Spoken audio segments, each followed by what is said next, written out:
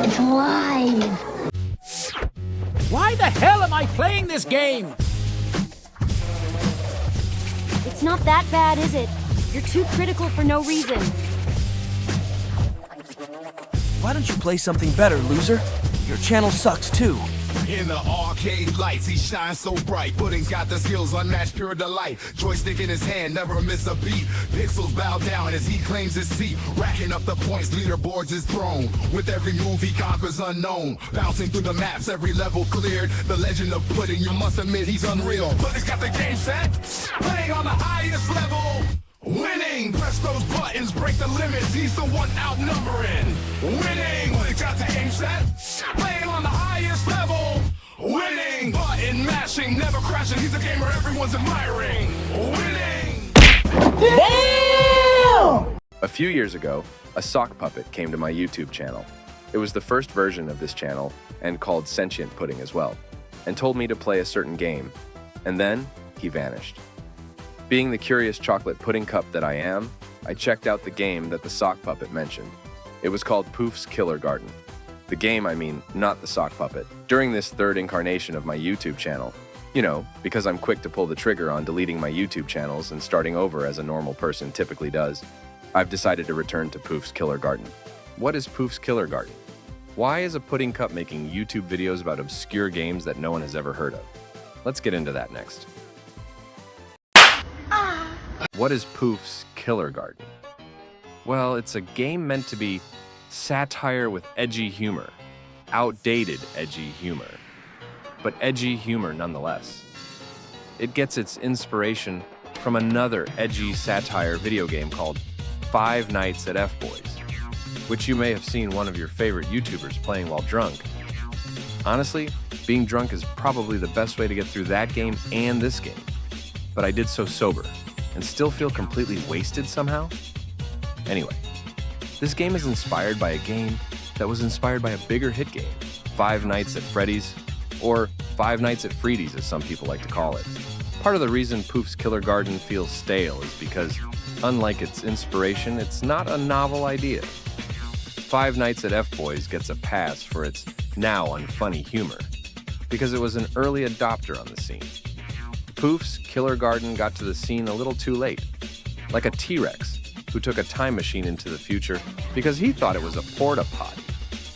Of course, Poof's Killergarten references other characters from popular media, and I give it credit for its creativity.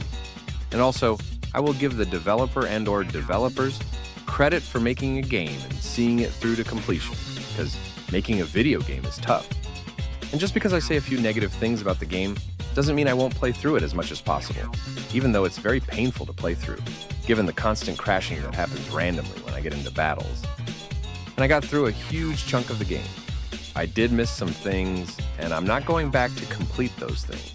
Somebody else can complete this game. But now that we know its main origins and have a good idea as to what we're getting into, let's talk about my gaming experience.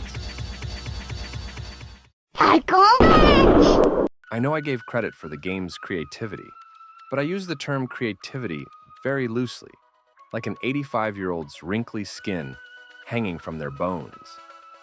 No hate on the elderly.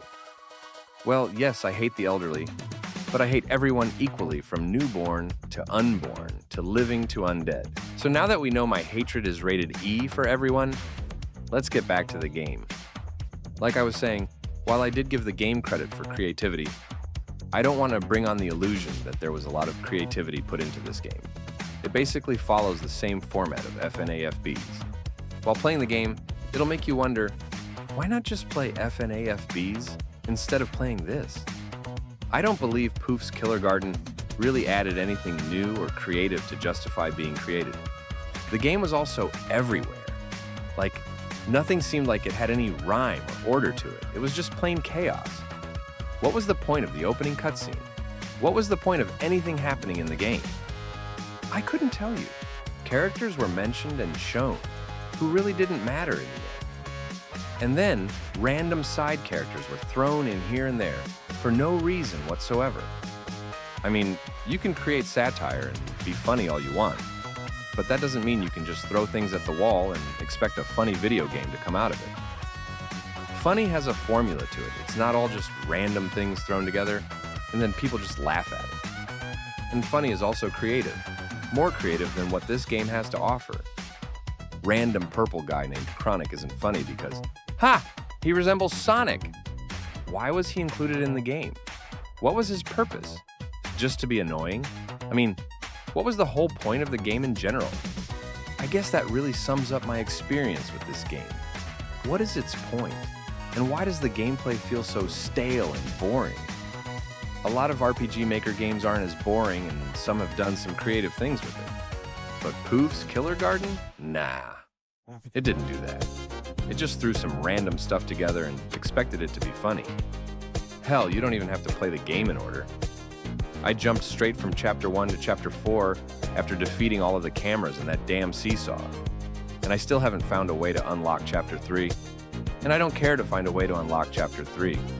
Screw Chapter 3. I completed Chapters 1, 2, 4, and 5. I've endured enough suffering for a while. So, what's my verdict on the game? It's chaotic, it's boring, it's an undercooked game with random ideas thrown at it here and there that don't really go far or really matter in the long run. It's chaos and, you know what? Screw it. The world needs more chaos in it. Go play the game and revel in the chaos. Hell, don't call it a game. Call it an anti-game. And enjoy the hell out of the pain and suffering it brings you. Don't like and subscribe to this video. Or do, I don't give a damn. YouTube don't pay me jack squat divided by shit. I don't even know why you clicked on this shit, dude. Or, female dude, or whatever your gender identity is. Look, my point is, the show's over. Just get the hell out of here. The video's over.